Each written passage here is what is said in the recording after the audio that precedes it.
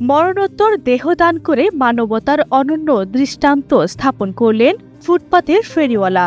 মৃত্যুর পর তিনি তার চক্ষু ও কিডনি সহ শরীরের নানা অঙ্গ প্রত্যঙ্গ মানুষের কল্যাণে দান করার ঘোষণা দিয়েছেন। দেহদান করার মূল উদ্দেশ্য হচ্ছে মানবতার কল্যাণে মরণোত্তর দেহ দান করা। যেহেতু আমি অল্প শিক্ষিত মানুষ, চিকিৎসা বিজ্ঞানটা ঘাটাঘাটি করে একটা জিনিস বুঝেছি যে একজন মানুষ মারা গেলে তার চোখ কিডনি, হার্ট এইগুলো মোট 45টা অঙ্গ প্রত্যঙ্গ অন্য মানুষের কাজে লাগে। ঝিনাইদহের কালীগঞ্জ শহরের কলেজ পাড়ার মৃত ইব্রাহিম মোল্লার ছেলে মিরাজুল পেশায় একজন ফেরিওয়ালা। শহরের বাস স্ট্যান্ডে গাড়িতে ঘুরে বাদাম, চানাচুর, তেলের খাজা সহ নানা ধরনের খাদ্য সামগ্রী বিক্রি করেন তিনি। ছোটকাল থেকে মানবিক কল্যাণে কাজ করে আসছে, চেষ্টা করে যাই, যদিও গরিব মানুষ। তারপরে সেই উদ্দেশ্য এবং আদর্শ নিয়েই আমি আমার মরণোত্তর দেহটাকে মানব কল্যাণের উদ্দেশ্যে দান করেছি। আমার স্বামী মরার দেহ দান করেছে, এইটা আমরা জানি, আমরা মেনে নিয়েছি। আমরা এই বিষয়টা জানি, আমার বাবা মরণোত্তর দেহদান করছেন। এটা খুবই একটা মহৎ উদ্যোগ এবং তার এই দেহের যে অঙ্গগুলো, সে অঙ্গ থেকে হয়তো অনেক মুক্তিকৃত মানুষ বেঁচে থাকতে পারে।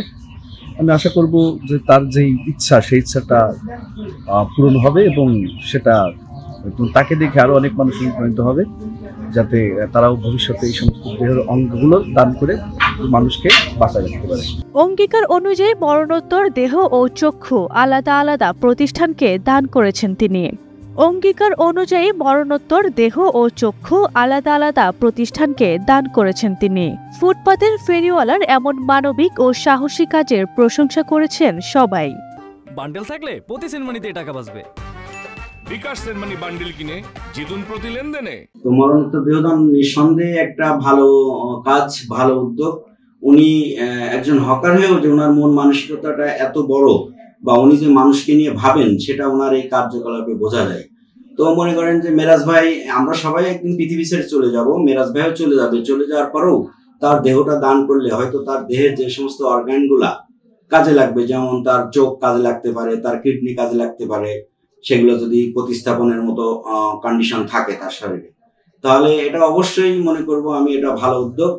করে দীর্ঘদিন, কিন্তু সে আবার মরণের পরে তার মরণোত্তর দেহটা দান করেছে মানব কল্যাণের জন্য। এটা খুবই ভালো।